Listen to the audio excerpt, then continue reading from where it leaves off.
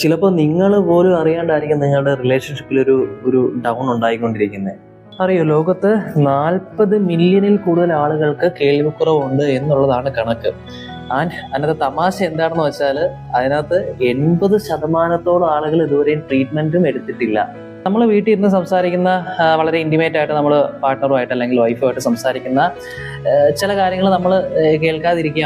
അത് കുറേ ആകുമ്പോൾ നമ്മുടെ പാർട്ട്ണർ വിചാരിക്കുമോ അവർ കാണിക്കുന്ന അതേ ഇന്റിമസി നമ്മൾക്കില്ല, അല്ലെങ്കിൽ അവർ പറയുന്ന കാര്യങ്ങളൊന്നും നമ്മൾ ശ്രദ്ധിക്കാറില്ല. പക്ഷെ നമുക്കല്ലേ അറിയുള്ളൂ, നമ്മളത് കേട്ടില്ല, നമ്മൾ കേൾക്കാത്തതുകൊണ്ടാണ് നമ്മളത് മറുപടി പറയാത്തത് അല്ലെങ്കിൽ നമ്മളത് ശ്രദ്ധിക്കാത്തത് എന്നുള്ളത്.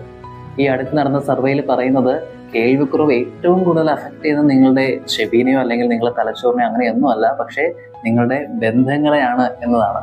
നമ്മളിപ്പോൾ വൈഫുമായിട്ട് അല്ലെങ്കിൽ മക്കളുമായിട്ട് വീട്ടിൽ സംസാരിക്കുകയാണ്, അവിടെ ഒരു കമ്മ്യൂണിക്കേഷൻ ഗ്യാപ്പ് അല്ലെങ്കിൽ ഒരു കമ്മ്യൂണിക്കേഷൻ ബ്രേക്ക് വരുമ്പോൾ it always leads to confusions, frustration, ദേഷ്യം, സങ്കടം, അല്ലെ, ഈ ഇമോഷനിലോട്ട് എല്ലാം അത് നയിക്കും.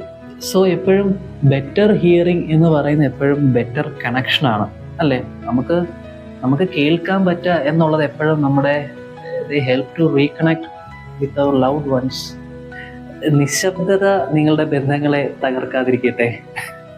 സോ നിങ്ങൾക്കോ അല്ലെങ്കിൽ നിങ്ങൾക്ക് അറിയാവുന്ന ആർക്കെങ്കിലും ഒരു കേൾവിക്കുറവുണ്ടോ, അത് കാരണം ഒരു കമ്മ്യൂണിക്കേഷൻ ഗ്യാപ്പ് വരികയാണെന്നുണ്ടെങ്കിൽ ജസ്റ്റ് ചുമ്മാ പോയി ഒന്ന് കേൾവി പരിശോധിച്ച് നോക്കാം.